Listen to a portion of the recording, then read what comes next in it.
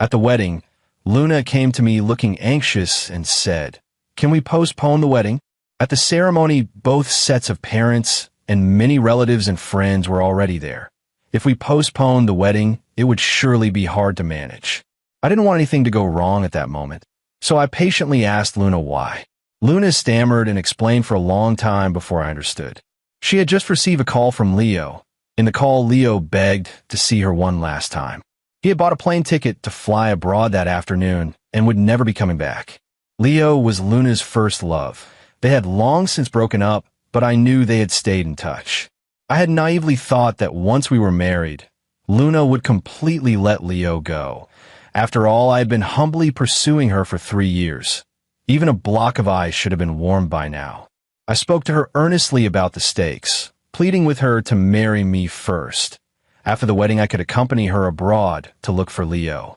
But Luna still refused. She hooked her arm around my neck, leaned to my ear, and said apologetically, "I'm sorry, Ethan. I think we should stay boyfriend and girlfriend for now." I understood. She had regrets, didn't want to marry so soon, or rather didn't want to marry me. I stifled my anger and, looking humbled, asked, "Do you have to go?" In the 3 years with Luna, I had never refused her. She probably assumed I wouldn't make an exception this time either. Luna looked at my pleading face, hesitated for a long moment, then nodded firmly. She then went to the dressing room. After changing out of the wedding dress, she ignored my sullen face and walked out of the hotel.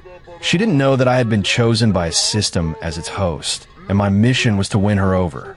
If I failed within 3 years, the system would erase me. For this task, I endured the heartbreak of breaking up with my first love and courted Luna obediently for 3 years. I thought I was finally going to succeed, but Leo's failure ruined everything. I found the MC and told him to cancel the wedding on the pretext of an urgent work matter, then hid in an empty stairwell and listened as the system's mechanical voice sounded in my mind. Detection. Host failed to win over Luna.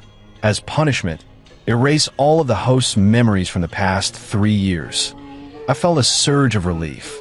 The system hadn't erased me. I was going to live. Before I could even be excited, a stabbing pain hit my head, and then I lost consciousness. When I woke up again, I was already in the hospital. When my mother saw me awake, she finally relaxed, then cursed that Luna was inhuman, saying I should never have married her. My father came in after hearing the commotion and said slowly, "Ethan, I know how it all happened. Luna really went too far. Married? Who is Luna?" I looked at my mother's indignant face in confusion, then turned to my father's serious expression and asked puzzled, "Mom, Dad, why aren't you going after the hit-and-run driver?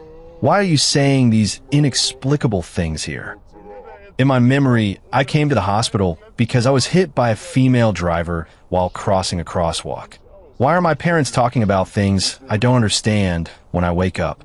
When my mother heard me say that, the relief she just felt rose again.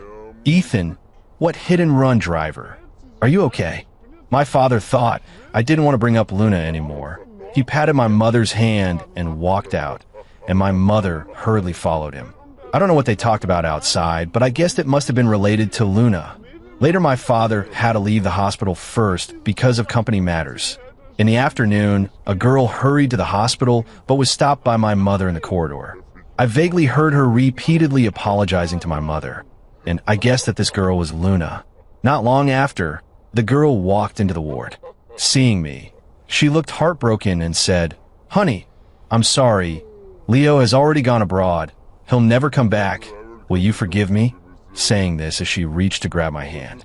I quickly pulled away and said sternly, "Please don't grope me. Just say what you have to say." I sized her up.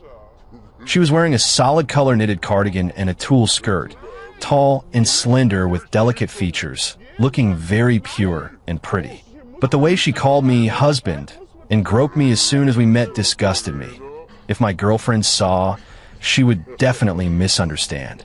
The girl thought I was still angry and hurriedly coaxed, "Honey, please don't be mad.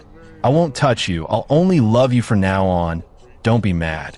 That coquettish voice made me cringe. I frowned and cut her off. "Please don't call me honey. I don't know you. I have a girlfriend. I don't need your love, and I'm not angry. Please leave. With that, I ignored her. Luna shook her head, thinking Ethan couldn't possibly have a girlfriend. He must be mad at her. What she didn't know was that my memory was still stuck 3 years ago, back when I hadn't broken up with my first love. My mother saw we were having an unpleasant conversation, and with a stern face, said to Luna, "Luna, Ethan doesn't want to talk to you right now. You should leave for now." Luna was a bit impatient, but since my mother was present, she couldn't lose her temper. She had a feigned sadness and said, "I'm sorry, Ethan. Calm down. I'll come see you again tomorrow." Then she left. My mother leaned in, her face full of satisfaction, and asked, "Ethan, are you serious this time?" I was completely baffled. "Mom, what do you mean serious about what? Luna isn't right for you. Break up with her," Mother said with a serious face. "What kind of relationship could I possibly have with her? Mom, what on earth are you all doing today?" I realized that I might once have had some entanglement with her, but I couldn't remember a thing. This was the second time my mother had heard me say that. She frowned and asked solemnly, "Ethan, do you really remember nothing at all?" I nodded. Mother hurried to fetch a doctor and took me to the neurology department for tests. Nothing was found. The doctor's final diagnosis was amnesia. My father hurried back to the hospital, and after a series of questions, my parents finally breathed a sigh of relief. Thank goodness, I had only lost 3 years of memories. My father patted my shoulder. "Ethan, you should let it go. Come to the company in a few days to learn how to run the business." I was stunned for a moment, then suddenly noticed how much white hair had appeared at my father's temples and how much his posture had stooped. So I nodded heavily. Actually, my family has always been very wealthy. My father is the president of Johnson Group. He was just very busy with work and rarely involved in my life. And because I'm normally very low-key, few people knew I was a top-tier rich second generation. After completing the discharge procedures, in the car home, I anxiously asked my mother, "Mom, Chloe, she went abroad?" My mother answered flatly. Chloe was my first love and my childhood playmate. I dug out my phone to look for her contact, only to find I had deleted it all. My mother guessed what I was thinking. "Ethan, don't bother looking for Chloe's contact. First learn the family business from your father. Chloe will come to find you later." I looked surprised. "Really?" My mother nodded. Strangely, I remembered seeing Chloe just a few days ago, yet she suddenly felt so distant that I couldn't help wanting to contact her. That night my phone suddenly rang. The contact said Luna. No need to think, it was Luna calling, so I hung up immediately. After a little while she called again, and I hung up again. Then I received a message from her on an overseas social app. "Honey, why didn't you pick up? Are you still mad at me? I really know I was wrong. Will you forgive me?" I glanced at it and didn't reply. She sent another message. "Leo and I are completely over, really. I only love you. If you don't believe me, let's go get our marriage certificate tomorrow, okay?" At that moment, Luna was lying on the bed in a thin nightdress, planning to explain to me that there was nothing between her and Leo. But just as she finished composing the long message, she received my reply. "Please don't ever harass me again. We're over." No, we never even started. After sending that, I blocked her. When Luna hit send, she saw a red exclamation mark and panicked. In her impression, Ethan had always been completely compliant with her. She couldn't even remember the last time he was angry. But today his behavior felt like he really intended to cut ties with her for good. At that moment, Luna's mother knocked and came in. Seeing her daughter's downtrodden look, she asked, "Luna, did something happen between you and Ethan? You suddenly said to postpone the wedding the day before yesterday. It can't just be work-related, right? Tell your mother the truth. Did you and Ethan have a fight?"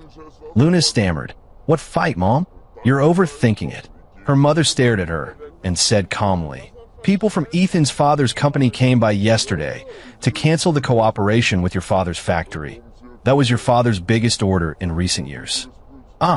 Luna vaguely knew Ethan's family was wealthy, but she hadn't realized that the major order her father had treasured all this time was actually from Ethan's family's company. She regretted it. Ethan was handsome and wealthy and so devoted to her. Yet she had mercilessly run off to see Leo at the wedding. In fact, she was still in contact with Leo now. She remembered that at the airport Leo had taken her hand and asked, "Do I still have a chance?" She had pursed her lips and answered vaguely, "I don't know." Back in the present, her mother was still staring at her sternly. Luna knew she couldn't hide it, so she made up an excuse that a friend had an emergency on the wedding day and she had to leave. She omitted any mention of seeing Leo and ended by complaining, "Who knew Ethan would be so angry? He never used to get mad at me." Her mother's first reaction after hearing this was, "This is bad." She often heard her husband mention that the Ethan family was one of the top clans in Vero City, with tremendous influence. She had no time to scold her daughter and immediately called her husband. "Honey, something big has happened." Luna's father received the call while he was on his way home. He had spent the day trying to find out why the Johnson group suddenly canceled the order and had even called his prospective in-law, as he liked to think of him. But only the secretary had perfunctorily said she'd relay the message, and there was no news all evening. Now, hearing his wife say their daughter had run off at the wedding and left Ethan fainted, he nearly fainted himself. If Luna's mother hadn't stopped her that night, her father would really have been unable to restrain himself from scolding her. Seeing his daughter lower her head and admit her mistake, he was still very angry. "The friend you met, was it Leo?" Luna looked up in shock. "Dad, how did you know?" Her father felt a jolt in his heart. This was tricky. Early the next morning, Luna's father took the whole family to the hospital to visit me, only to be told I had been discharged yesterday. They then went to my house, but were refused entry. Only my mother was at home at the time, and she still resented Luna, so she simply didn't open the door. Luna's family waited outside for an hour, finally understanding my family's stance, and had to leave in embarrassment. At that time, I still didn't know any of this. I was in the Johnson Group office listening to my father explain the business.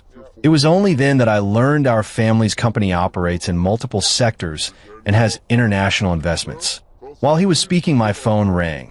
The contact was labeled Luna's mother. I hung up without thinking. I already knew I had lost 3 years of memories. According to my mother, during those 3 years I had abandoned my first love, Chloe, and pursued Luna, who had always been ambiguous with others. I found it hard to believe, but as far as things looked, that seemed to be the truth. I thought to myself, forget it. It's as if it never happened. But when I left work, I ran into Luna at the company entrance.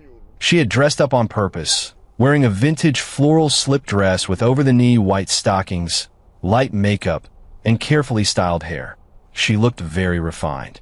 She saw me, waved, and walked over. "Honey, I've been waiting for you for so long. I drove here. Let me take you home." Saying that, she reached to hook her arm around mine. I pushed her away, put some distance between us, and said coldly, "Luna, can you stop clinging to me?" Unexpectedly, she burst into tears, choking out, "Ethan, can't you forgive me this once? I really know I was wrong. I didn't want to make a fool of myself at the company entrance on my first day, so I turned and walked away." Seeing that I didn't even look back, Luna truly panicked. She felt that there wasn't a trace of feeling left in my eyes when I looked at her. She followed me, and we ended up in a secluded spot. I stopped, turned, and looked at her as she kept sobbing. To be fair, the way she looked at that moment did tug at the heart. Actually, Luna had a very bad day today. She never imagined that just going to see Leo for a moment would blow things up to this extent. Now her father is at home complaining about her. Her mother won't speak up for her, and she can't stay at home, so she wants me to forgive her no matter what. I originally thought we'd just cut contact and each go our own way in peace, but since you came to find me today, I'll make myself clear. I said calmly, "Luna, I may have liked you before, but now we're over." A pain shot through Luna's heart. Ethan wanted to break up with her, and it was really over. She had imagined countless meeting scenarios. Maybe Ethan was just angry and jealous and would ultimately forgive her. Maybe this time he wouldn't forgive her, but at least he'd take her off the blacklist. Maybe even if he stayed angry, they'd still be a couple. She never expected that by taking the initiative to come to him, she'd get this result. How could she accept it? "Ethan, please don't be like this, okay? Don't. She threw herself into my arms and sobbed. You never used to be like this. You said you liked me, that being with me was your fate, that you would die if you weren't with me. Have you forgotten? I've forgotten, I said coldly. You, bad man. Luna, seeing that I didn't push her away and thinking there was still a chance to win me back, began to act coy. I couldn't take it anymore and shoved her aside, but she looked at me with a face full of tenderness. To be honest, I really didn't know how to handle this situation. I was about to say something cruel when Luna spoke first. She saw my sullen expression and knew this relationship couldn't be fixed all at once. So she put some distance between us and said earnestly, Ethan, I've decided. I'm going to pursue you again. I won't bother you anymore, really, just like you used to be with me. After saying that, she wanted to invite me to ride in her car, but seeing my impatient look, she could only say reluctantly, Then I'll go now, Ethan. I'll bring you breakfast tomorrow. Then she left, glancing back every few steps. I watched her walk away and felt a bit speechless. I had thought that after making things clear, she wouldn't keep pestering me, but I still couldn't get away from it. At that moment, a Maybach pulled up beside me, and my father rolled down the window from the back seat, waving. After I got in, I could tell my father had something to say. After a moment of silence, my father said, There's a gathering in a few days. Come with me, and I'll introduce you to some people. I knew he was trying to expand my network. He had never interfered in my life before, nor did he often take me to these kinds of events. So few people in his circle knew I existed.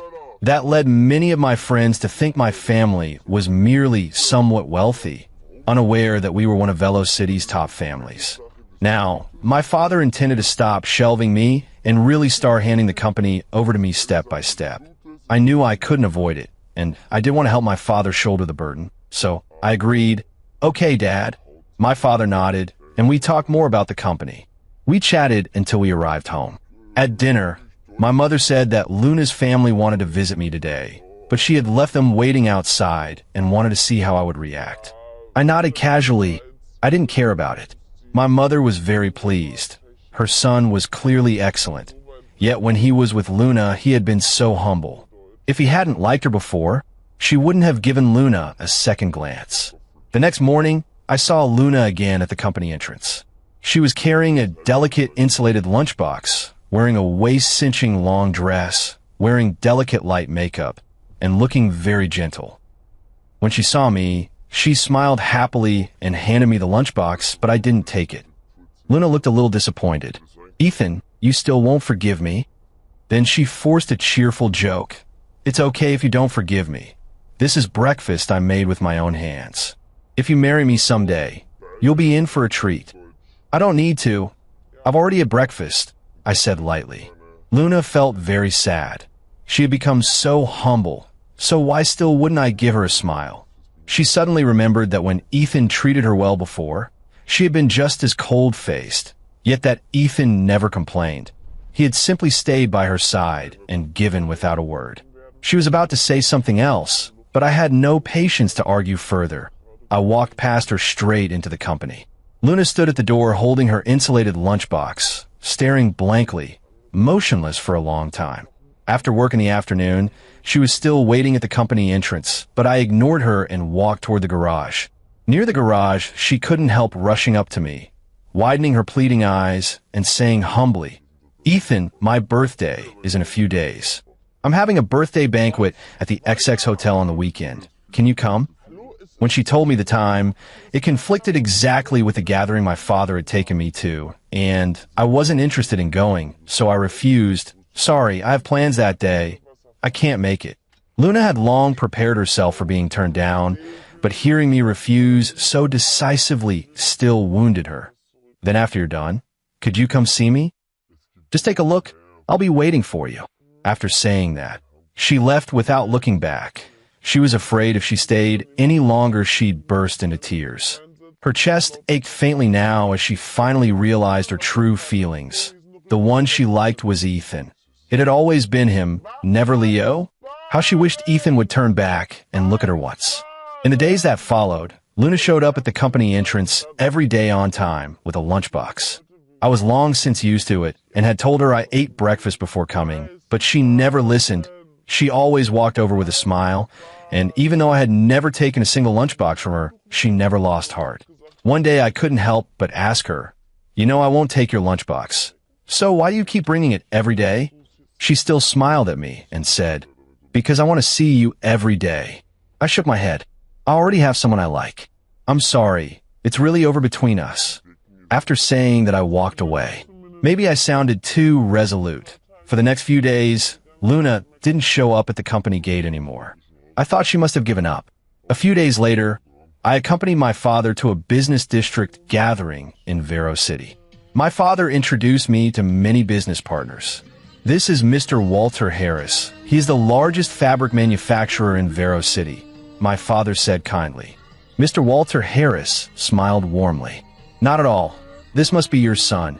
Indeed, a fine-looking young man. Mr. Walter Harris." I greeted him warmly and shook his hand. "This is Mr. Evan Clark. This is Mr. Patrick Adams." Father introduced me one by one to these business magnates. Later, Father went to discuss a collaboration with Mr. Evan Clark and left me to look around the venue by myself. I picked up a pastry from a banquet table and had just taken a bite when I heard a clear, melodious voice. "Ethan." I looked up and almost didn't recognize her. It was Chloe. She was wearing a black off-shoulder evening gown, her brows and eyes refined, light makeup on her delicate face, her hair carefully styled. The gown covered half her calves, and she wore black high heels, exuding an outstanding poise, standing gracefully. The lively, cute little girl she had grown into a goddess of temperament. Chloe smiled slightly, and the world seemed to lose its color. My heart instantly raced. "Long time no see." I laughed too. "Really? I feel like it's only been a few days since we last saw each other." "Want to go out for a walk?" she asked. I thought my father would talk a while longer, so I gladly agreed. "Sure." When we stepped out of the hotel and I saw the luxury cars lining the entrance, I suddenly felt like I had wasted a lot of time. Chloe walked behind me, then drew close. I caught a faint, clean scent from her and instinctively took her hand. Her fingers were slender and soft, very beautiful. Chloe did not pull away. We found a quiet place to sit down, and I was still holding her hand. Chloe said, "Ethan, being abroad is really boring. I wish you could have gone with me back then." Actually, I don't have much memory of her going abroad. I just thought she had grown up, her figure was better, and she was more beautiful. I pretended not to understand and asked, "Oh, how boring was it?" Chloe thought for a moment, and even gestured with her hand. This boring." Seeing her cute expression, I smiled, and she smiled too. I suddenly hugged her. Chloe's body stiffened, but she didn't push me away. Just as I was about to kiss her, I found that she was crying. I asked, puzzled, "Why are you crying, baby?" Chloe buried her head in my chest, her voice slightly choked. "I thought that during all these years abroad, I could completely forget you. But when I learned you were going to marry Luna, I still felt hurt. And when I learned you two had broken up, I couldn't help feeling happy. Ethan, you're such a bad guy, rotten bad." She poured out her longing over the years, saying she thought she would never have another chance, saying she never believed I would change my feelings. I patted her back. She felt a little cold, so I draped my suit jacket over her. You won't say anything. You don't even know how to comfort me. Such a straight guy." Chloe, seeing I didn't respond, suddenly pouted angrily. "Big dummy. Can't you show a little something? You're still holding me."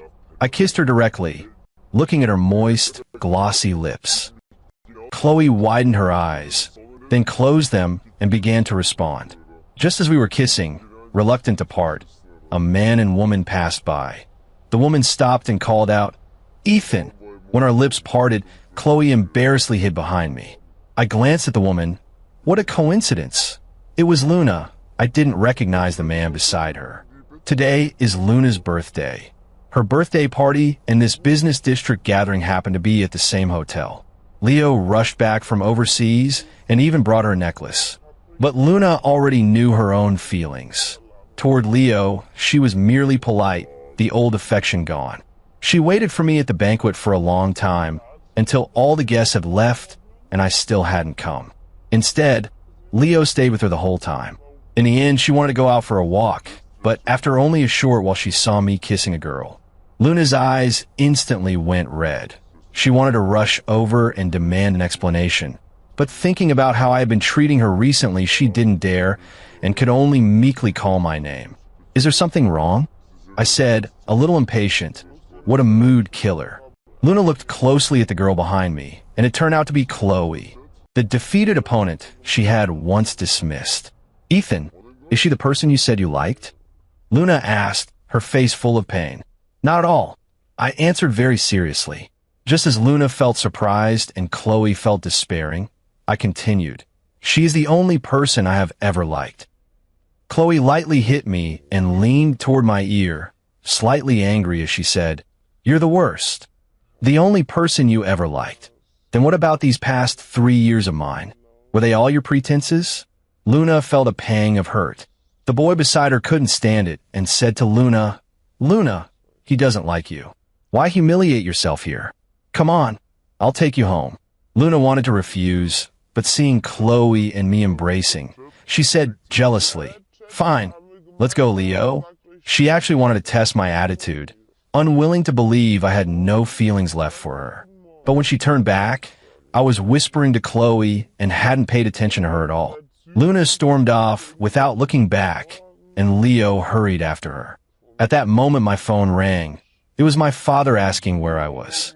I took Chloe back to the hotel, and my father introduced me to some of his business circle friends. The gathering lasted late into the night. Chloe had warned me earlier and left with her father first. In the car, my father looked at my happy face and, rare for him, teased, "Fallen for Chloe?" I smiled. "I'd like her all along." My father smiled too. Time passed quickly. Over the next few months, I frequently traveled with my father for business deals and gained a thorough understanding of the company's operations and structure. Of course, Chloe and I stayed in touch the whole time, talking on the phone for hours every day and occasionally going on dates. During those months, Luna never appeared again. My mother said she seemed to be with Leo. I felt nothing about it. All I could think about was that tomorrow was Valentine's Day and what gift I should buy Chloe. Sports car? Too flashy. A watch? She already has too many watches to wear. A ring? A necklace? After thinking it over, I decided I'd better go to the mall myself.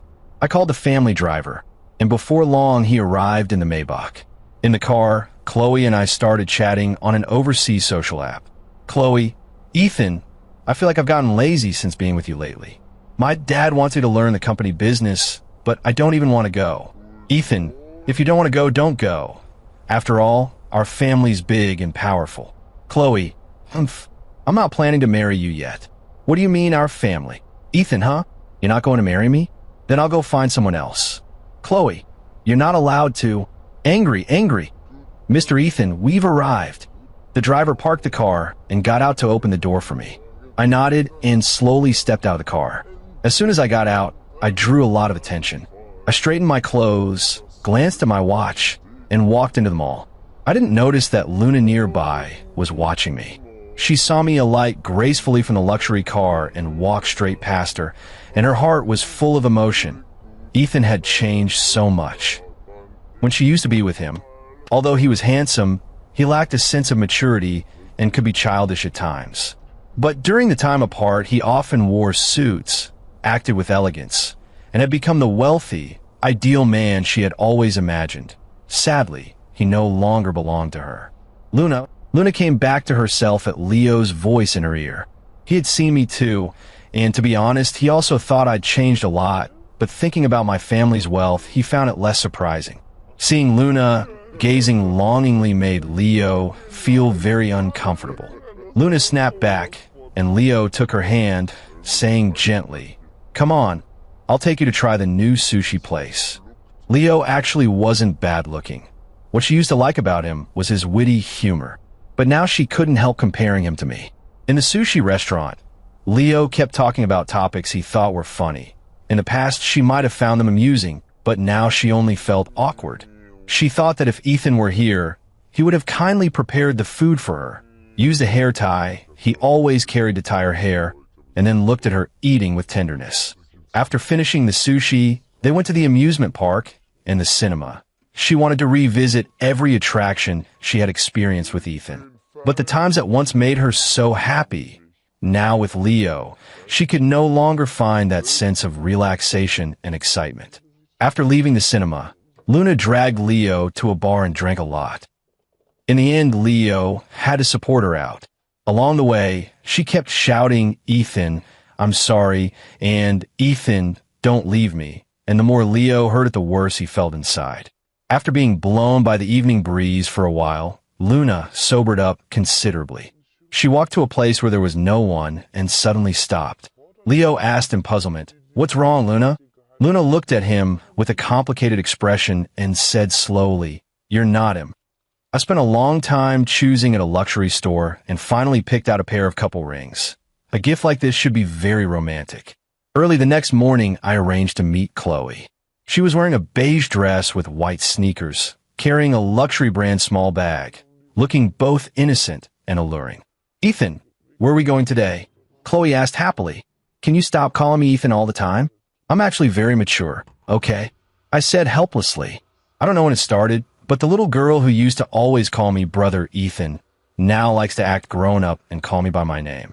I resolved inwardly to show her my maturity tonight. "Hee, okay, Ethan," Chloe said with a mischievous smile. I pretended to be angry and reached to grab her hair. Her hair was incredibly smooth. "Ow, don't touch my hair." Chloe pushed my hand away, and we started roughhousing like that. The streets were full of couples for Valentine's Day. Chloe draped her arm over my shoulder and wanted to try everything she saw, but each time she only took one bite before handing it to me, which I had long since gotten used to. After a whole morning of shopping, Chloe changed into pencil pants and a white blouse, and we went to an amusement park. She put on a little pout, wanting to ride the roller coaster, but scared out of her wits. She grabbed my hand, her eyes darting as she looked for an excuse. "Ethan, my mom says those rides aren't safe. Let's go on the carousel instead." I laughed. "What else did your mom say?" "You're mean." Chloe blushed. "It's fine, I'll protect you. Come on, let's go wait in line." I could tell she really wanted a ride. She was just scared. But when it was our turn, she hesitated again. "How about, Ethan, I watch you ride from down here." "No way, hurry up." I pulled her on insistently and buckled her in. She gripped my hand tightly, looking absolutely adorable. But after the roller coaster finished, she was completely fine, and I was the one feeling a little dizzy. Seeing the faint smile at the corner of her mouth, I wasn't willing to let it go and took her on again. Good grief, she actually put on an act for me.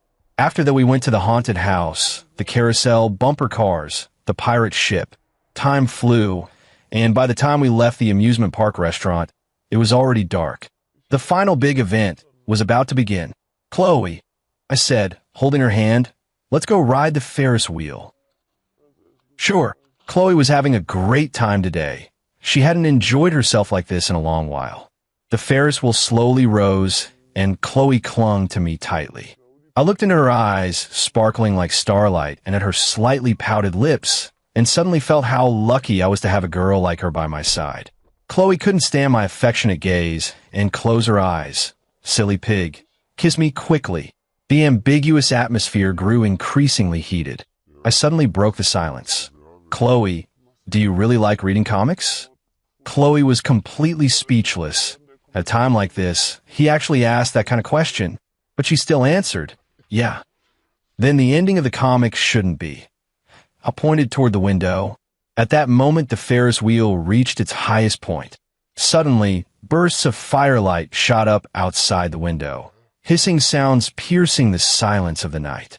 Fireworks kept rising into the sky, exploding with a roar, like shy buds breaking free from the night's restraint, burning freely, beautiful and brilliant. Chloe stared at the fireworks in a daze, her lips slightly parted, tears of emotion sliding from the corners of her eyes. I took out the prepared ring, took her hand, gently placed it on her ring finger, then looked at her and smiled affectionately. The fireworks were beautiful, the smile intoxicating. 1,000 words turned into silence, with only tears continuing to fall. Chloe threw herself into my arms and willingly gave me a kiss. In that moment, the romance reached its peak. In the blink of an eye, 2 years had passed, and I was already capable of handling things on my own at the company. My father generously transferred part of the shares to me. After finishing a day's work, I was driving home in my newly bought McLaren when suddenly there was a bang. I was rear-ended. The bodyguard driving ahead hurriedly got out to inspect, and I slowly stepped down from the car as well. At that moment, the driver who had rear-ended us actually recognized me.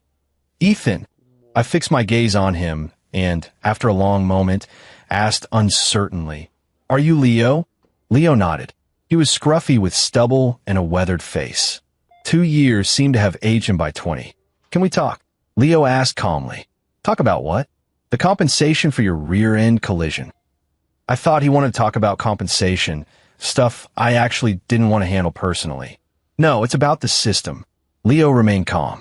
My pupils constricted sharply. I told the bodyguard to go back to the car and wait.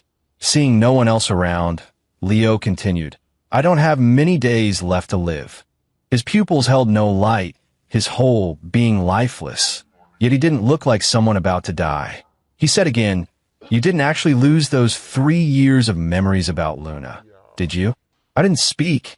I just gave him a deep look.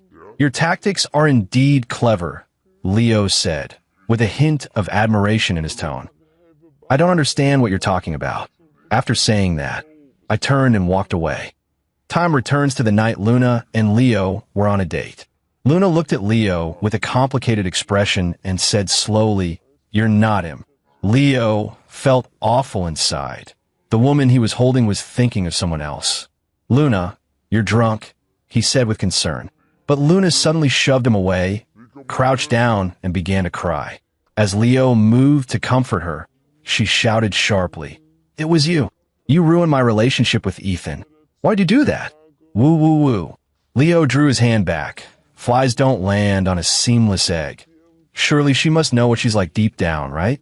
And so Leo stood to the side, watching Luna crouch on the ground and cry for a long time.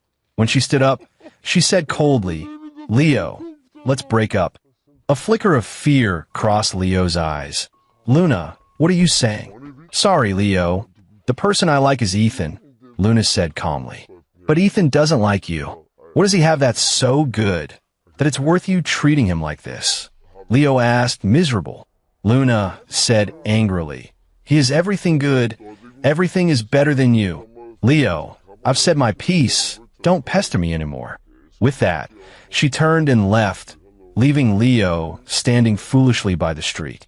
In the days that followed, Leo still fussed over Luna, showering her with care and trying every way to win her, but she no longer showed him a shred of warmth.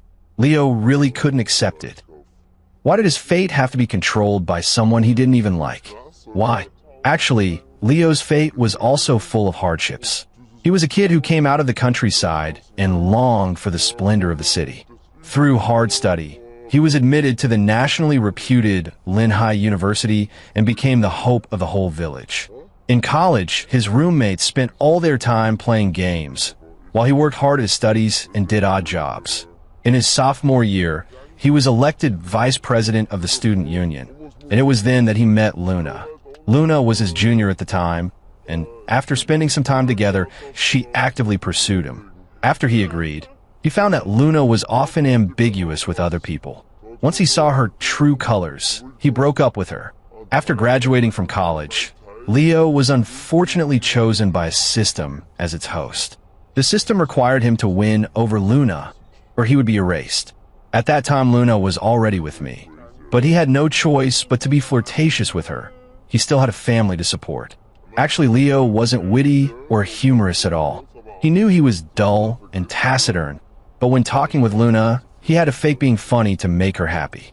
When he heard Luna was getting married, he was driven to desperation and, using "one last meet before I leave the country" as an excuse, sabotaged her wedding with me.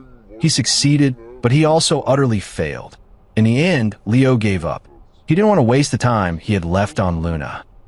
He wanted to do something meaningful. 2 years later, Chloe and I held our wedding as planned. By then, Chloe was already pregnant with our child. This wedding is on a much larger scale than the one I had with Luna back then. I have now essentially taken over my father's company and am a prominent figure in Velo City. I hold Chloe's hand and toast the guests, while the MC offers words of blessing from the stage. I didn't know that Luna had also come to this wedding. She wore the same outfit she had on the first time she saw me, cuffed jeans and a white shirt. Her gaze never left me in the distance. I was in a suit and tie, looking tenderly at Chloe beside me in her wedding dress, smiling, full of love. I would never chase that burning look from afar again. My eyes held only this girl I deeply loved.